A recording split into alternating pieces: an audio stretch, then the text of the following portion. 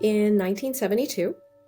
I was a latchkey kid. I was only 7 years old.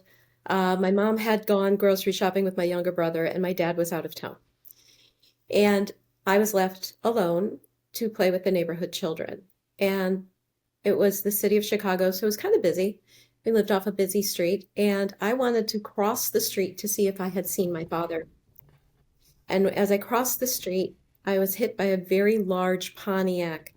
And I don't know if you know this, but in the 70s, those vehicles were not made of plastic and they were Yeah. not made of, fiberglass. It was all metal and it was traveling down the street and it hit me. And when it hit me, I apparently was thrown into the air only to land back in front of the vehicle at the bumper and the back of my head. I remember coming back to earth, we'll say, as it was coming to a screeching halt. The car came to a screeching halt and I was back in my body. And then I proceeded to get up and run away because I was frightened. Yeah. But what I do remember is I don't remember any of that. I remember crossing the street and then coming back to run away. In between, I called it the in between when I was little. And I still refer to it as the in between because I left my body. I know that my body was placed in suspended animation because I had no scratch, no bruise. My dad took me to the hospital later on. There was nothing wrong with me. X-rays, pokes, prodded, everything. Clean bill of health. And what became when I became aware later on, I knew that I was placed in suspended animation while my soul connected with the other side. For me, it was more of a feeling and a confirmation. I felt warm, um, this most profound love, and safe. And being safe was an unusual feeling for me as a human child, because I was left often on my own. And what I do later on, what I recall from that incident was that I was confirming whether I wanted to face what was to come in my human experience in order to be the light to help others connect with their own light. And I had to go through certain things in this life on earth that were beyond difficult. And as Spirit explained this to me, I was fully accepting. And again, there was this beautiful embrace of love, and there is no time. So it felt like I was there long enough to have an experience, to have a conversation that wasn't really a verbal conversation like we would imagine, right? It was this like inner knowing, like this acknowledgement and this feeling of love. And then being able to literally within a week or two come back to a new life of hell and experience that up until my young adult life. I am now, of course, doing the work of the Lovelight healing, and helping others connect with their divine energy. But in the in-between, I did tell my dad of the in-between. I spoke of the in-between. I had imaginary friends. I always spoke to Spirit, and I believed that they were my protectors, and I believed that they were the ones who actually took and held my body in that suspended animation while Spirit explored this confirmation that I was going to make with my soul agreement. And that's kind of it. And then over time, the more work I did in healing with others and with myself, the more that event became clear. And the deeper my connection with my inner light became, and the more I realized oneness and what real love is and why we're here. And that is why we're here. We're all here. Humans are on earth to have this human experience, to fall in love with ourselves, despite all the negative external noise and belief systems and the negative occurrences we've had in our individual lives. And once we attain balance, we can evolve. And once we realize that we're worthy of love, we have to have it from ourselves first. We can't be judging ourselves. We can't be questioning, am I good enough? We can't have these toxic relationships in our life. We have to have boundaries, acceptance, and love for ourselves. And as we move into that energy, we are rewarded with more beautiful love in our life, because our life is a mirror. We mirror that. And then we can lead with our heart so others will lead with theirs. So you were in between, you called it in between. What else do you remember when you were in between?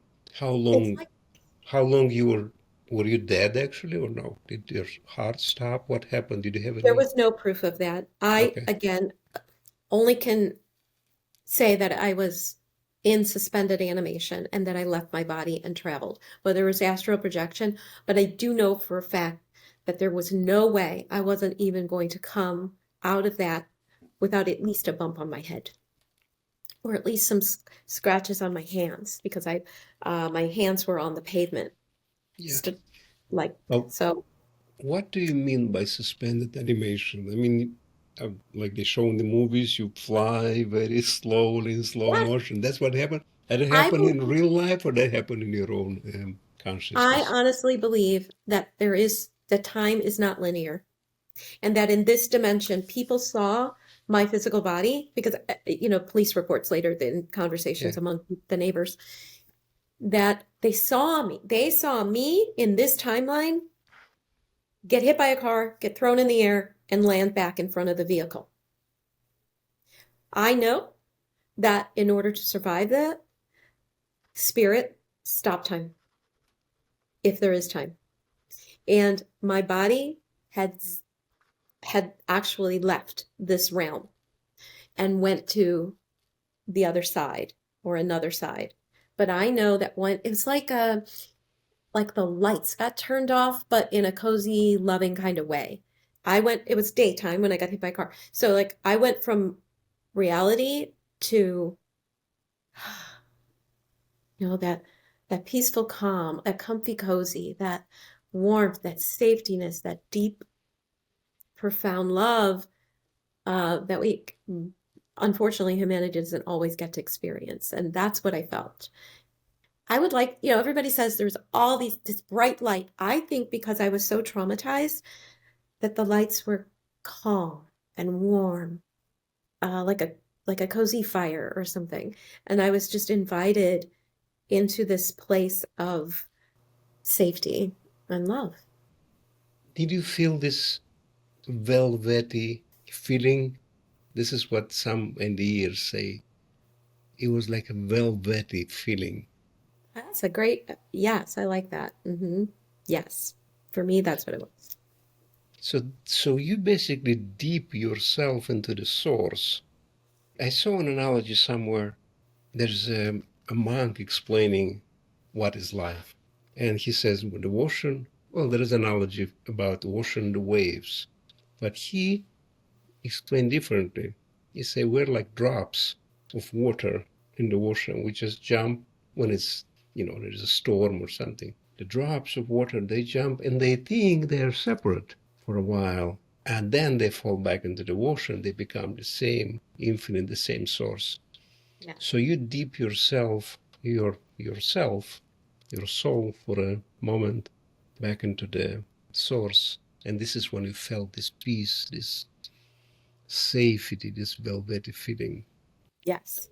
And then 7 years later, I was reminded in that dream about why I was here and what I was going through. So it like turned on, we'll say the third eye, the psychic abilities. But I was still out of balance. I was still living in a bad neighborhood. I was still living in a bad home. I was still protecting my siblings. And but I had an awareness.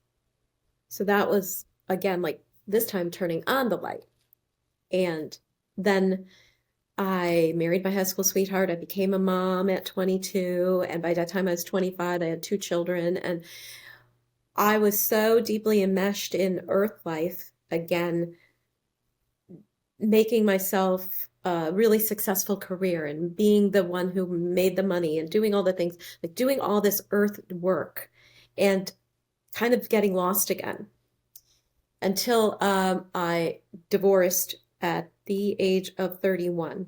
And then I had this huge awakening and realization as I became a Reiki level 1 practitioner and infused the psychic abilities and got into the understanding the crystals and some of the sacred geometry and how we can develop ourselves and those abilities because we're divine and we forget about it.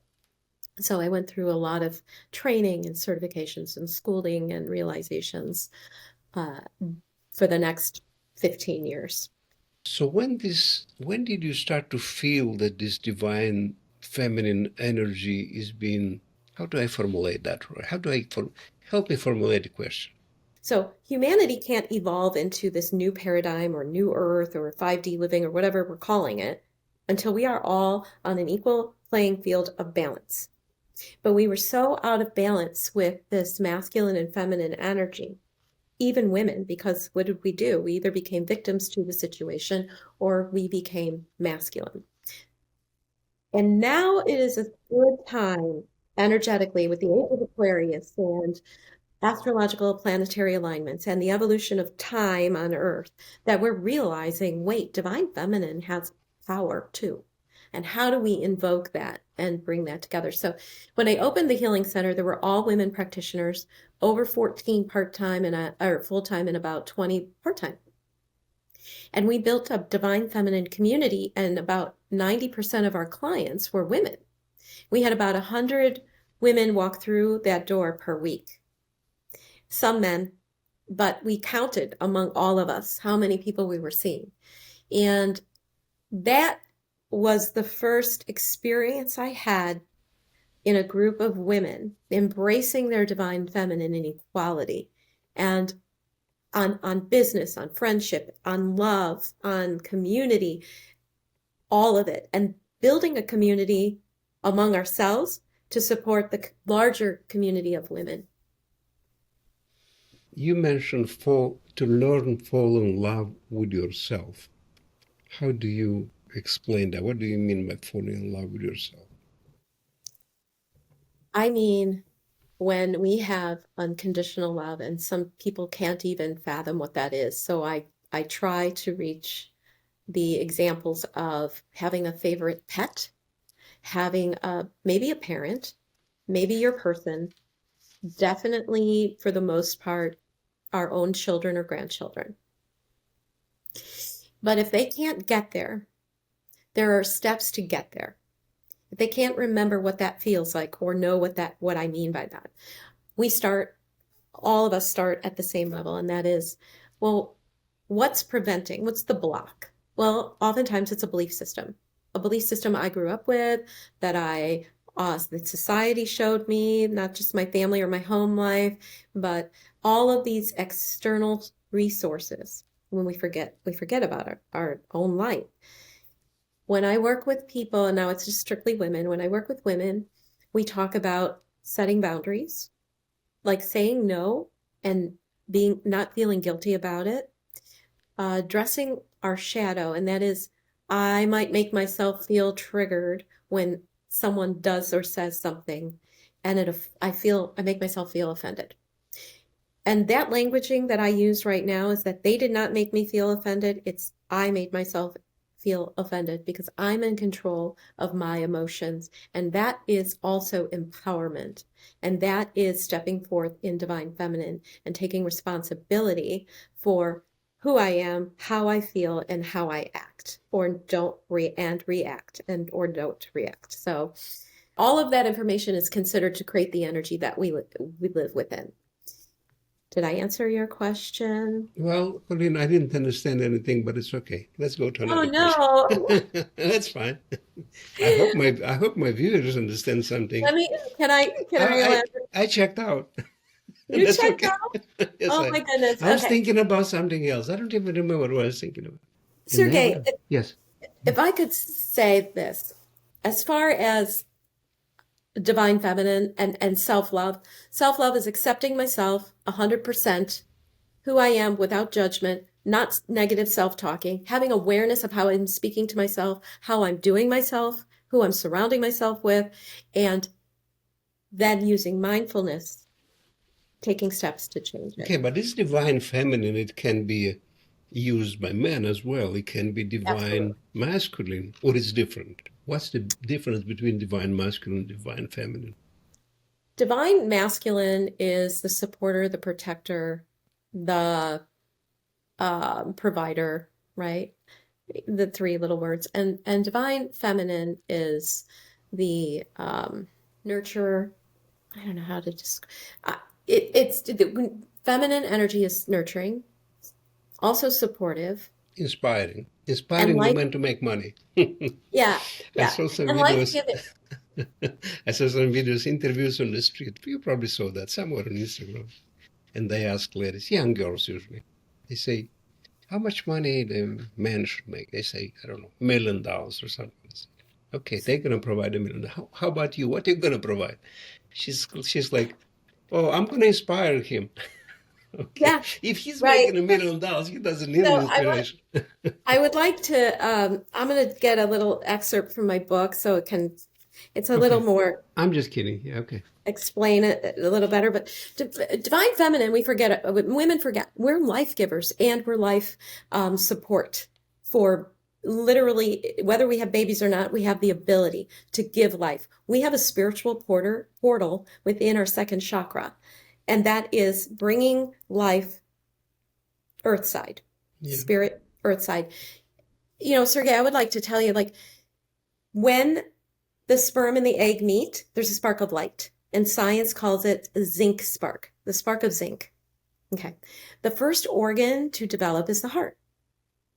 So we have this spark of light, and then the heart that develops all the other organs. And later, science found that there is photons of light measurement off of our heart. And on average, we go 2,000 to 5,000 photons of light. But when we meditate in love and gratitude, it goes to 100,000 photons of light or more. And so this is the source of power we have within us. And if we don't have this balanced for love for ourselves, we cannot have a balanced life, and we cannot reflect that externally and mirror that and have it manifest for ourselves from here to here. No, I agree that women inspire men to move mountains and to because man gets very inspired by a woman when he's in love. He wants to do everything for her, for the family, for the children. So this inspiration is very important for men. Otherwise, they have no purpose in life. I mean, what are you gonna do? You do everything for the woman. Well, What? here, the qualities of divine feminine in my book, I'm just going to read it here. Intuitive, peaceful, loving, soft, sensual, nurturing, and almost silent in her directive. She is our inner knowing, gut feeling, and intuition. Feminine expression is life giver, nurturer, sustainer of life, and her elements are earth and water. And so men hold the bowl of water.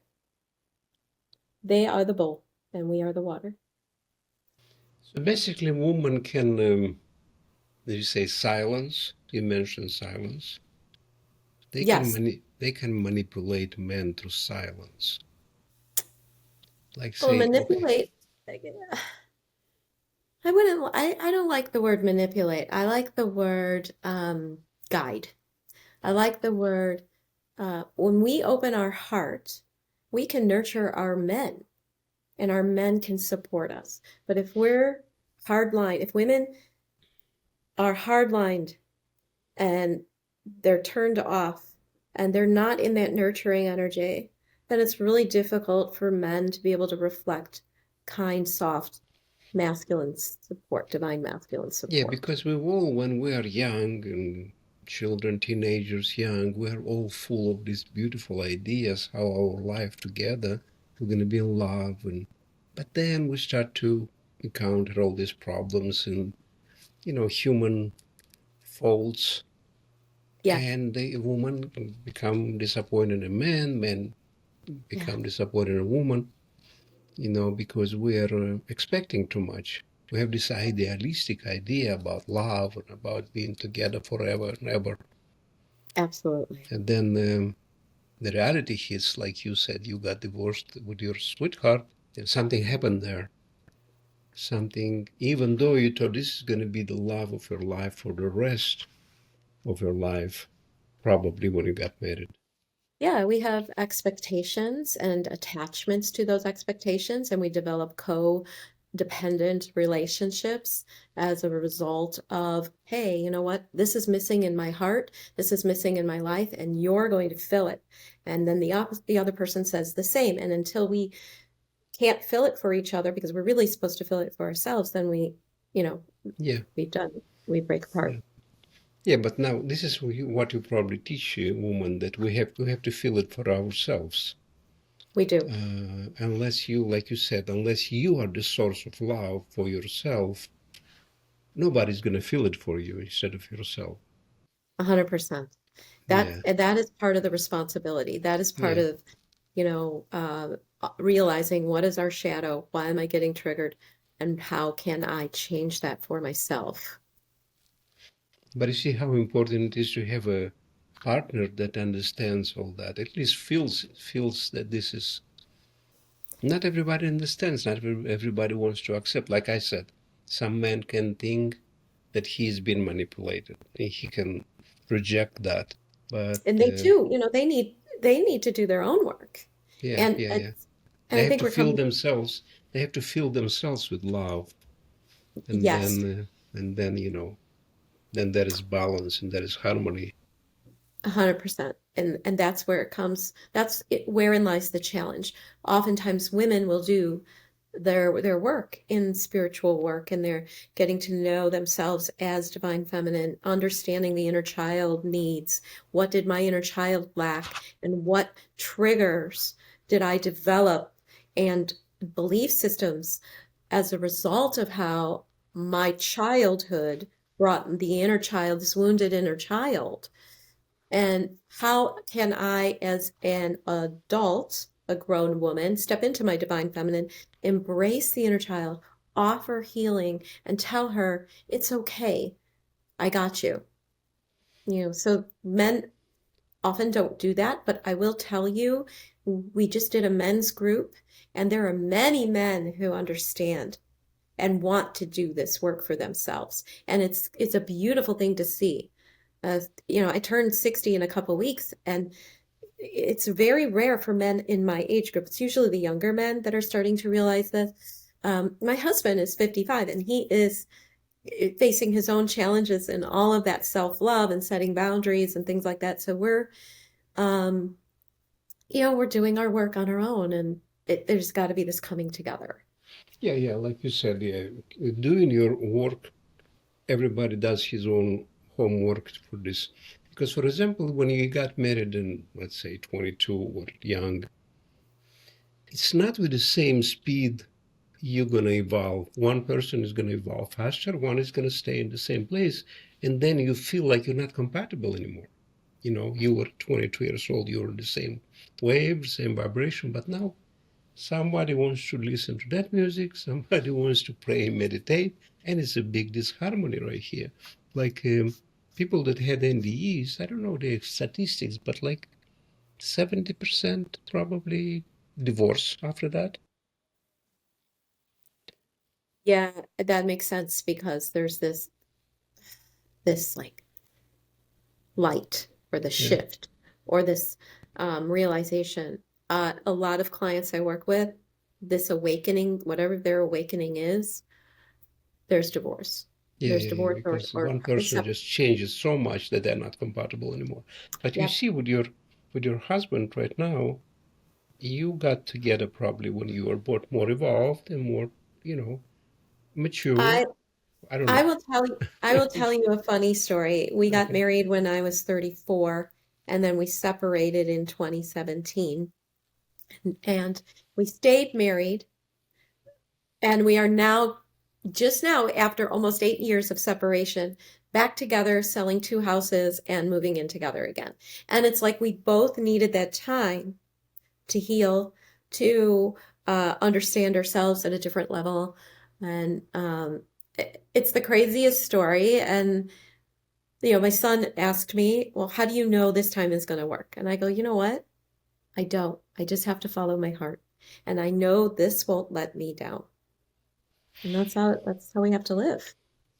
Yeah, but there is no ideal relationship. You have to make it work sometimes. 100%. There is work. And you say, Yeah. okay, honey, this is how I am. This is how you are. But let's make it work. Mhm. If you want to be together. Sergey, I like to use the word when women are working with me or anybody is talking about work, I say, how about say, invest energy? So I'm investing energy into myself. I'm investing energy into my relationship, and he is too. And I think it gives it a little bit more of a positive spin for people, and it changes our mindset about it. So what's the most important for you right now? It's almost 60 years old, which, by the way, you look beautiful at 60. Maybe it's a lens or something. I don't know. No, But yeah. no. Um, so at this age, what's the most important for you in a relationship? It's not probably, I don't know, it's not probably the sexual anymore. It's probably more of the heart. Mhm. And you have to be happy with this person, to share everything, to be happy to travel together, to talk together, to cuddle, and to have a company, maybe go play ping pong together, things like that. So, but never get bored. Well, you're gonna get bored anyway, but yeah, Yeah, go ahead. I mean, Yeah, that's kind of normal as part of life. And yeah, now I have a different understanding and no expectations. yeah. Um, as long as I treat myself with loving kindness, acceptance, and have positive self-talk, and do myself in a way that reflects self-love, I know that my partner will do the same. And the same goes for him. And it's really challenging, I imagine, for him because I do this work with people. And so it's really hard for me not to therapize him or analyze him or give him advice because that's part of the problem that happened before. And he would resent me for that. He was never good enough and all of that. So Yeah. I had a lot to learn through acceptance of myself and that Yeah. inner child and Yeah, healing. no expectation is very important. That's like we get that later in life. We understand Right. it's less expectation, less disappointment. But you don't get that when you're young. You're looking for that ideal everything, and then people break Yes. up. It's just clashing all the time, clashing egos. Yes. Because a lot of And expectation, it's going to be this girl is going to be the most beautiful, and is going to work at home, is going to help you out, she's going to make mm, money, she's going to be always registering her prime. But then you see she's sneezing, she's doing that, she's maybe snoring, and she might be slow, slow yeah. sometimes. You say something she didn't get you, things like that. Spending too Yes. much money, not making any money. There's a lot of All right. faults you can find. So you're Excuse so me. But obviously as you get older, you're wiser. yeah, You know yourself better. You are not as intently focused on how many times we're being romantic or intimate or, judging our relationship and what's wrong. Instead, we have the ability now to look and go, well, like what's right? Let's focus on yeah, that and yeah, build from there. yeah. Looking at the glass, which is half full all the time, trying to find Yes. the positive. Yes, 100%. So I would say that if I had to I call it earth speak. People are like, oh, that's so amazing. Love is so amazing. But why would you go back? And I said, well, I have to look at it this way. Logically, finance, finances are better. Family, we do family really well together. We build things really well together. Businesses, we've built businesses together. And we have a friendship. And there's all this romanticizing of what love, partnership love is, and it isn't what TVs and movies and other people's Yeah, relationships on Facebook look like. It's how do I feel when I'm with this person? And how am I acting? Am I being authentic? Am I in alignment? Do I Yeah, feel peaceful and calm? Kind of like that comfy, cozy feeling when I was in the in-between, right? Can I get yeah, there? yeah. But can you handle this person 24/7? There is never a 24/7. He and I both run businesses, so we have a really good balance of autonomy. Okay, okay. But let's Yeah. say I know some couples they work together. They live Hmm. together, they work together all the time. I don't know, maybe that's good, maybe. I don't know. But I think it would be difficult. What's your advice about people who have to work together? Let's say they run a business from home and they are 24/7 together almost all the time. My advice is to make sure that each person has their defined identity or job description so that there's no overlay. There can't be two co-owners. There can be a CEO and a CFO. And I don't care how small the business is, each person has to have a defined role with boundaries and have the ability to work through disagreement in the business because that's going to flow out into our relationship. And we know this because I teach a class called Align Your Business Chakras. And I work with many practitioners who are just starting out or have been running their business. Even I work with executives who have huge teams of people they're responsible for. And the most important thing that I talk about is if I'm out of alignment, or if this client is out of alignment, they don't have a strong foundation and strong boundaries, and their love life's a mess, and they're allowing it to affect their decisions, then their business, which or their job is an extension of who they are. That's what's going to happen. So if I'm a mess and I'm chaotic, that's what's going to happen with my business, and we don't want that. Yeah. Now versus like 100 years ago, even maybe 50 years ago, women are more independent. They make money. They sometimes they make more money than men do, and they feel more emancipated. Do you believe in old style relationship when the woman was just sitting at home, cooking, taking care of the kid, being very submissive, and quiet and being happy probably with that kind of lifestyle? Do you believe in that or not? Well, I guess we don't really know they were happy because in the 1920s we had this suffragette. The suffragettes fought for women's rights just to vote. And that was worldwide. It wasn't just the United States. And it wasn't until 1920, I believe, that we in the United States, women were allowed to vote. That is 105 years ago, Sergey, and that's like yesterday. That's a short lifetime ago. My grandmother remembers seeing women burn their bras in the streets. Like that's not that long ago. So the reason I bring that up is because that marked the start of an evolution for women. And then women and men supported them in this, right? It wasn't constant this fight. It had to be men supporting because they were in power. So when we have an inequality of energy, because we are all one, right? We can't forget that divine says we are all one. And just because men were the ones that decided that they were going to rule in the patriarchal energy and women were going to be subservient, that is an out of balance energy. So no, I don't agree with that at all. I believe I believe women can make the choice just like men now. If they want to stay home and be the nurturer and the or the provider or Yeah. split those jobs, that's great. But back to this idea of the timeline, we're in the age of Aquarius right now, and the age of Aquarius is a feminine energy, and it's about innovation and change and evolution. And so, as we evolve more into balance where we're supposed to be, the divine feminine had to awaken herself within each woman, and it started back in the suffragettes. Now, I also want to say that in my book, I write about there are 195 countries in the world, and only 14 have fair and equal rights for women. The United States falls at 16, and the UK is at 15. What does that mean? That means that we're still not in equality for humanity, for divinity, for oneness. And so that's the out of balance energy that I'm speaking to. It's manifested in this physical earth. You see, but this comes from the word you mentioned, the man should be a provider. So a man have to provide. This is why they become leaders, because this is why they are more, active, and they were the providers. They have to provide for the family. So Well, right. this is That's where a little, the patriarchat came yes. from. That's what I think.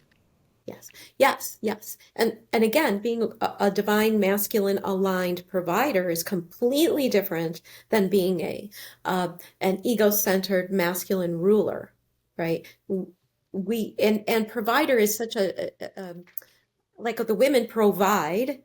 If they were choosing a traditional life where the man, their partner, was going out to work and being the financial provider, that hopefully they have an agreement with how what she's providing, and we don't devalue her contribution, meaning like she's providing a home, she's providing meals, she's providing raising of the children, maybe, all of this.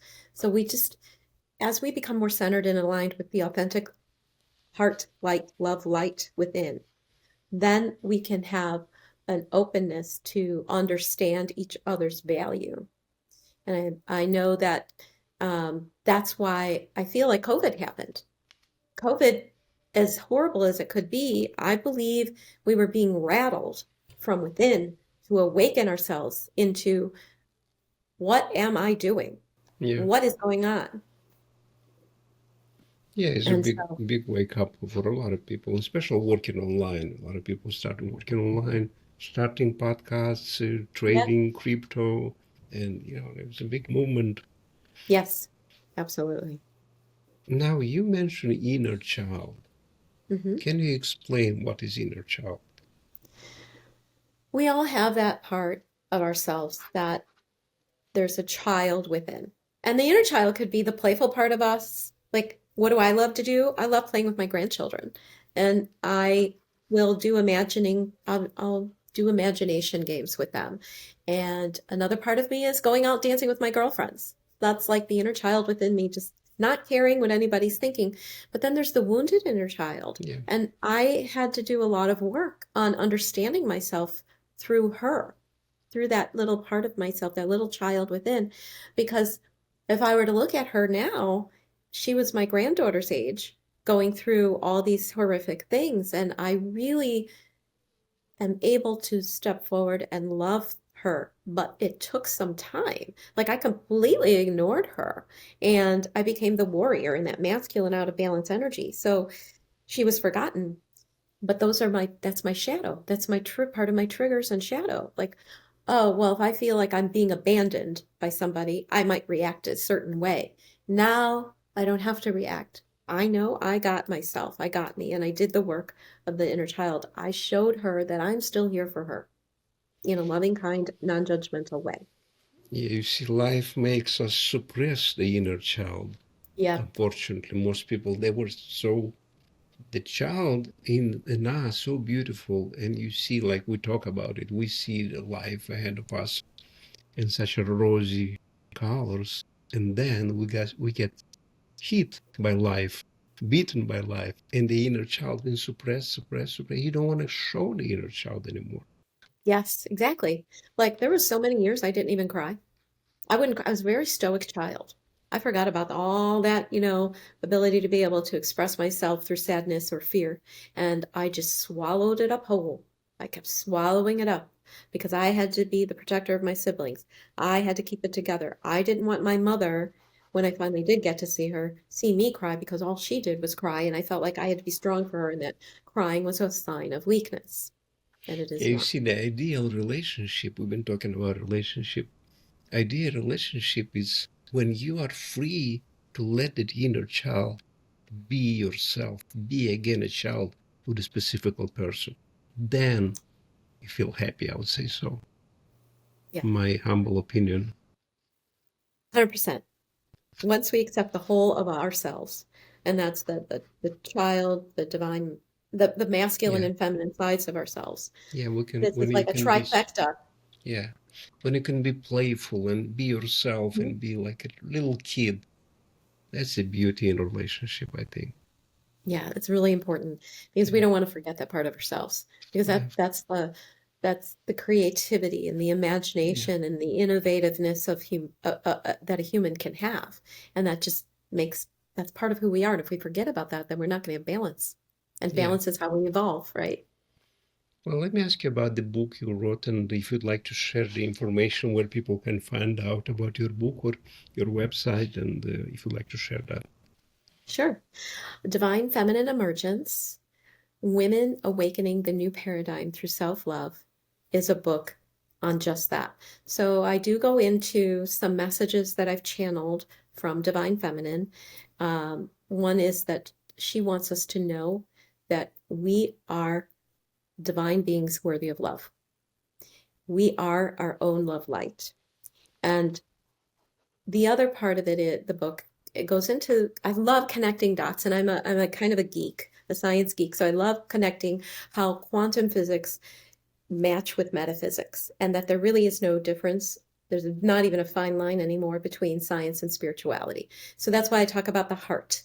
And like I did earlier, like the spark of light and the first organ and the photons of light and the psychic part of ourselves. And it's and all of that. This heart is so much power. And if we offer this love for ourselves, we can have that in our life because we are a reflective mirror. So the book talks about the science of all of that, and through it, I give examples of women who have gone through their own spiritual awakening, their own healing, their own transformation, based on clients that I've worked with for many years. One of whom is she's amazing. She is in the beginning. Her name is Joy in the book, and she's at the beginning of the book, and she's referred her message. She literally left a message before she passed away. And I put it in the book, and I put her story in there because I want women to see that she left this message for them, to know how that self-love is so important.